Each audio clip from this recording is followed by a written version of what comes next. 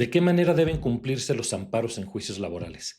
¿Qué juzgado es competente cuando se congelan cuentas bancarias? ¿O qué juez federal debe conocer de los amparos contra leyes que afectan a la carrera judicial? Esto y más, como criterios sobre el derecho de petición, la imparcialidad de jueces denunciados y hasta la naturaleza de los contratos de la CFE, que sigue siendo mercantil, será lo que analizaremos en este episodio de Justicia al Día dentro del canal de Reflexiones Jurídicas. Hola. Soy Carlos Soto, abogado con más de 30 años de experiencia en tribunales y profesor universitario. Hoy veremos algunos de los criterios más relevantes que se publicaron en el Semanario Judicial de la Federación el viernes 5 de septiembre de 2025. Como toda selección, esta es personal y completamente subjetiva. Comencemos. Registro digital 2.031.135. En este caso, dos tribunales colegiados de circuito sostuvieron criterios opuestos sobre cómo debía de cumplirse un amparo concedido en materia laboral. Uno ordenó que debía celebrarse una nueva audiencia con citación de las partes, mientras que el otro tuvo por cumplido el amparo con la simple emisión de una nueva sentencia por escrito, sin audiencia. El Pleno Regional en materia penal y de trabajo de la región Centro-Sur determinó que cuando el amparo se concede únicamente porque la sentencia fue incorrecta, basta con dejarla insubsistente y dictar otra sin necesidad de una nueva audiencia. En cambio, si la violación detectada ocurrió en otra etapa procesal, como en las pruebas o alegatos, entonces sí se debe de reponer la audiencia completa. Me parece que este criterio es acertado y sobre todo le da mayor agilidad a los procesos naturales porque la experiencia nos ha demostrado que cuando se ordena la reposición de un procedimiento, muchas veces es difícil materializarlo, ya sea porque es difícil encontrar a las partes que intervinieron en ella, los testigos, los peritos o inclusive tanto el actor como el demandado o sus abogados. Entonces, cuando la violación haya sido en la propia sentencia, me parece correcto que solamente se tenga que dictar una nueva. Registro digital 2.031.136. Dos tribunales colegiados sostuvieron criterios distintos sobre qué juzgado es competente para conocer del amparo indirecto contra la orden de inmovilización o aseguramiento de una cuenta bancaria. Uno sostuvo que debía ser el juzgado de distrito del lugar donde se abrió la cuenta y el otro opinó que era competente el lugar donde se ejecutó la orden a prevención, desde luego. El Pleno Regional en Materias Administrativa y Civil de la región Centro-Sur determinó que la competencia por territorio corresponde al juzgado que ejerza jurisdicción en el lugar donde se aperturó la cuenta o en el lugar donde el cuentaviente tuvo conocimiento del aseguramiento, también a prevención. Este criterio me parece correcto porque muchas veces abrimos las cuentas en una determinada entidad federativa y luego nos vamos a vivir a otro lugar y generalmente no hacemos el cambio de domicilio de la cuenta, es decir, que la traiga una otra sucursal. Entonces, pedir que se vaya la persona a litigar el asunto a un lugar donde ya ni siquiera vive, pues evidentemente es contrario a lo que dice el artículo 17 constitucional. Registro digital 2.031.140. Dos tribunales colegiados discreparon sobre qué juzgado debía conocer del amparo indirecto contra artículos de la Ley Orgánica y la Ley de Carrera Judicial, ambas del Poder Judicial de la Federación. Un tribunal opinó que correspondía a un juzgado de distrito en materia de trabajo, el otro a uno en materia administrativa. El Pleno Regional en materia administrativa y civil de la región Centro-Sur determinó que la competencia corresponde a los juzgados de distrito en materia administrativa. La decisión se apoyó en un criterio previo de la segunda sala de la Corte, que estableció que cuando se impugnan normas de carácter general, debe atenderse al bien jurídico tutelado. En este caso, tanto la ley orgánica como la ley de carrera judicial regulan la estructura del Poder Judicial, el desarrollo profesional de jueces y magistrados, los procesos de responsabilidad administrativa y los medios de impugnación. Es decir, son disposiciones de naturaleza administrativa, no laboral. Registro digital 2.031.160. Dos tribunales colegiados de circuito se pronunciaron de manera contradictoria sobre el derecho de petición previsto en el artículo 8 constitucional. La discusión fue si al presentar un amparo, el análisis del tiempo transcurrido entre la petición y la demanda debe de considerarse como una causa evidente de improcedencia desde el inicio, es decir, desde la presentación de la demanda y su desechamiento por parte del juez de distrito, o si corresponde resolver sobre eso al momento de dictar sentencia de fondo. El Pleno Regional en Materias Administrativa y Civil de la región Centro-Sur determinó que el breve término a que hace referencia el artículo 8º constitucional, dentro del cual la autoridad debe responder y notificar al solicitante, no se puede valorar de manera automática al inicio del juicio. Se trata de un ejercicio de ponderación que debe realizarse al resolver el fondo del asunto, atendiendo a las peculiaridades de cada caso. ¿Esto qué significa? Que los jueces de distrito no pueden desechar de inicio las demandas de amparo por derecho de petición, alegando que no ha pasado el breve término a que dice la Constitución.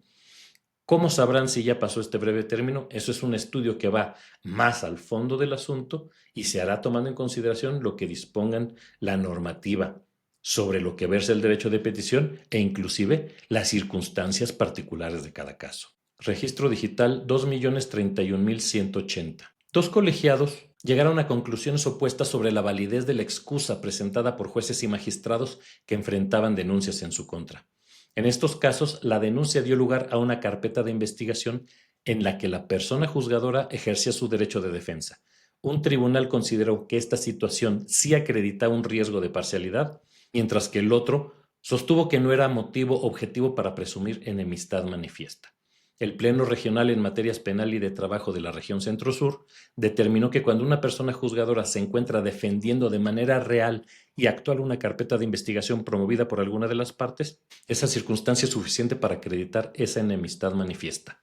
Además, hay que tomar en consideración que basta la simple manifestación del juez o de la jueza en el sentido de que siente un grado de animadversión hacia alguna de las partes para que el órgano colegiado que califique el impedimento lo declare fundado. Registro digital 2.031.139. El caso se originó cuando una empresa demandó en juicio oral mercantil a la CFE, pidiendo la nulidad de un cobro derivado de un contrato de suministro eléctrico. El juzgado de distrito desechó la demanda argumentando que tras la reforma constitucional de octubre de 2024, los actos de la CFE dejaron de ser mercantiles y pasaron a ser de naturaleza administrativa. El segundo tribunal colegiado en materia civil del segundo circuito determinó que la reforma a los artículos 25, 27 y 28 de la Constitución no modificó la naturaleza privada de los actos derivados de los contratos de suministro eléctrico. Por tanto, los conflictos relacionados con esos contratos deben seguir resolviéndose en la vía mercantil.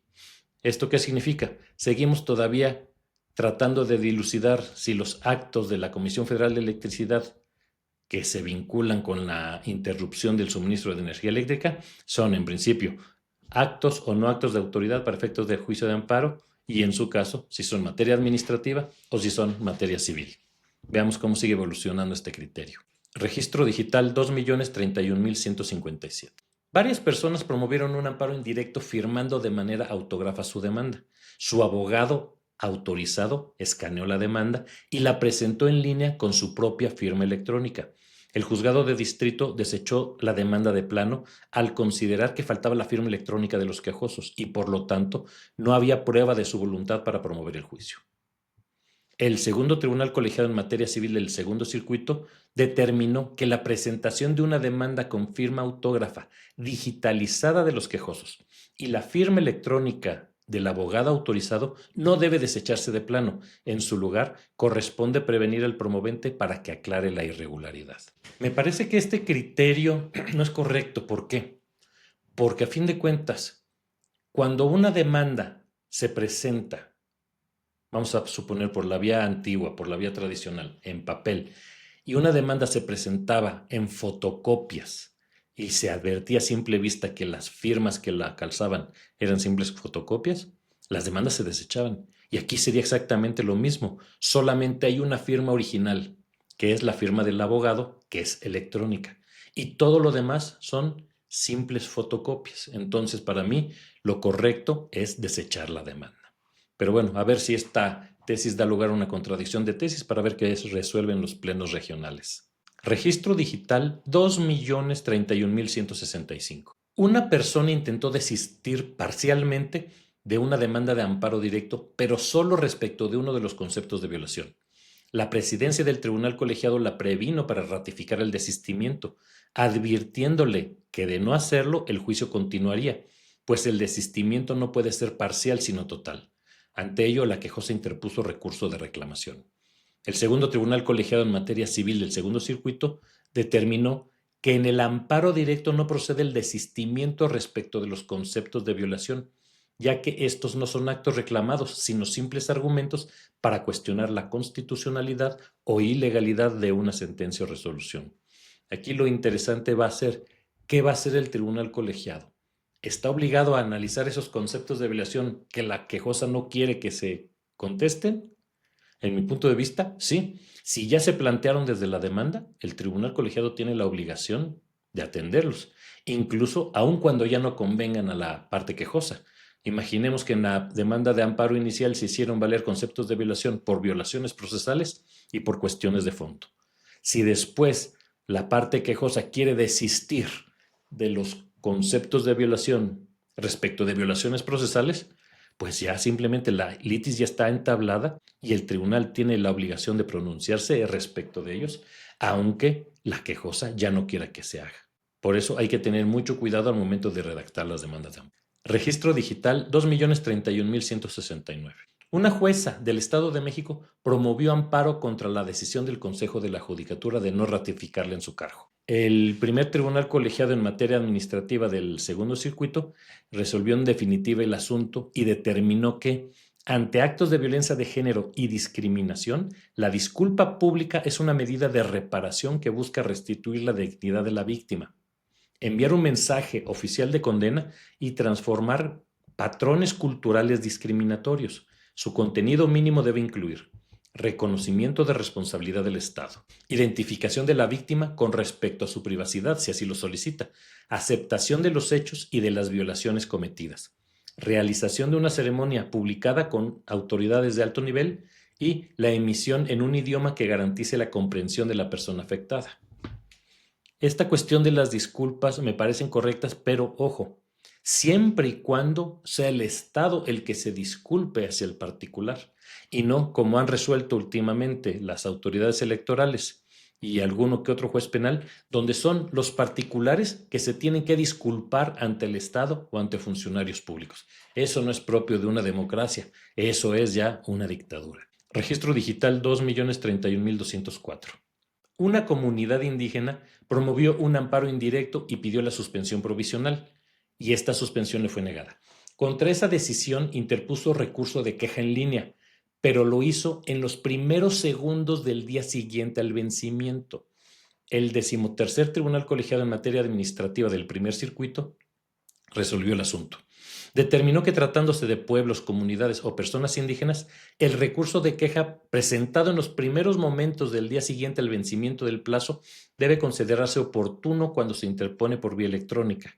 La justificación es que el acceso a la justicia para los pueblos y comunidades indígenas debe interpretarse desde una perspectiva intercultural, tomando en cuenta obstáculos estructurales como la brecha digital y las limitaciones tecnológicas.